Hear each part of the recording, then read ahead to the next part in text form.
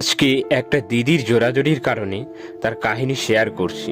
দিদিটা এমনভাবে বলছে, নিজের বেস্ট ফ্রেন্ডকে কেউ খারাপ বলে না, কিন্তু তার ব্যবহারের কারণে আজকে আমি বলতে বাধ্য হচ্ছি। সেদিন আমার বান্ধবী বলছে, বান্ধবী চল না একটু আমার সাথে। আমি বললাম, কোথায় যাবি? চল, তুই দেখতে পাবি। আমি বান্ধবীর সাথে চলে গেছিলাম। যাওয়ার পর দেখতে পেলাম ও ওর বিএফের সাথে দেখা করতেছে। কিন্তু আমি অবাক হয়ে গেছিলাম বান্ধবীর কথা শুনে। না কোনো ঝগড়া, না কোনো কিছু, না ফোনে কোনো কিছু হয়েছে। বান্ধবী গিয়েই বলছে, শোনো না, এই রিলেশন আর রাখা আমার পক্ষে সম্ভব না, তুমি ভুলে যাও আমাকে। আমি তো অবাক হয়ে গেলাম, 6টা বছরের রিলেশন ছিল তাদের, হঠাৎ করেই বান্ধবী এমন কি হলো? কিছুদিন আগেও তো বান্ধবী ওর সাথে কথা না বললে থাকতে পারতো না, আজকে হঠাৎ এমন কি হলো? নিজেই এসে ব্রেকআপ করে নিয়ে যাচ্ছে। ভাইয়া অনেক রিকোয়েস্ট করছিল, অনেক কান্না করছিল। ভাইয়াটা এমনভাবে বলছিল, এমন কেন করতেছো? তুমি বোঝো না আমি তোমাকে কতটা ভালোবাসি। এমনকি শেষ পর্যন্ত বান্ধবীর পায়ে পর্যন্ত পড়েছিল, কিন্তু আমার বান্ধবী কোনো কথাই শুনছিল না। আমি ভাবলাম হয়তো মজা করছে, বাড়ি যাওয়ার পর ফোনে আবার ঠিক হয়ে যাবে। কিন্তু ভাইয়াটা বান্ধবীকে কল দিল, মেসেজ করলো, বান্ধবী রিপ্লাই দিচ্ছিল না, কথা বলছিল না। তখন ভাইয়াটা পাগলের মতো হয়ে গেছিল, বারবার আমাকে মেসেজ করছিল, এতটা মেসেজ করছিল আমাকে, আমি শেষমেশ বিরক্ত হয়ে রাগের মাথায় বলেছিলাম, এইভাবে মেসেজ করে আমাকে বিরক্ত করো না, আপনাদের ব্যাপার আপনারা দেখেন। ভাইয়াটা আমার এই কথা শুনে অনেক কষ্ট পেয়েছিল।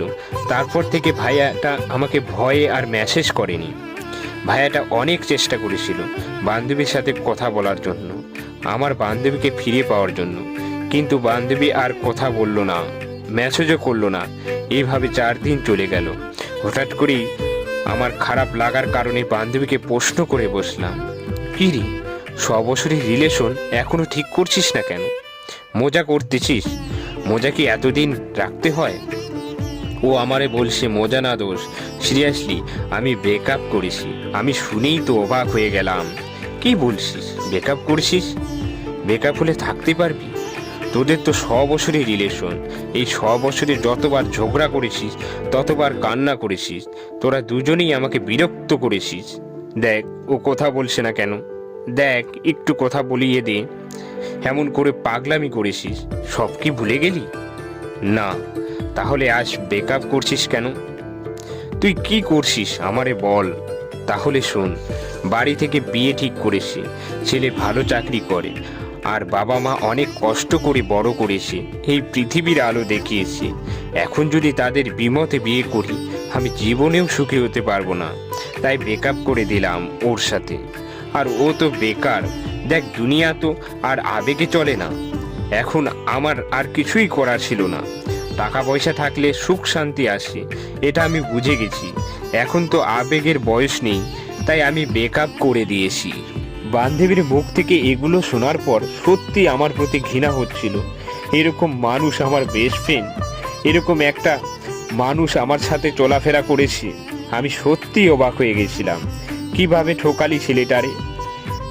এক সময় আমার বান্ধবী তাকে বলতো সারা জীবন পাশে থাকবে, পরিবার ছেড়ে দিবে, আজকে টাকার জন্য ভাইয়াটাকে ছেড়ে দিল। কোথায় কোথায় যে মানুষ কান্না করত, সে কান্নাও কি মিথ্যা ছিল? কিভাবে পারলি তারে ঠকাতে?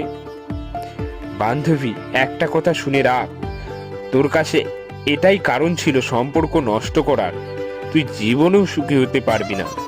ছেলেটার কান্না আমি দেখেছি, আমার কাছে কতই না আকতি মিনতি করেছে তোর সাথে একটু কথা বলার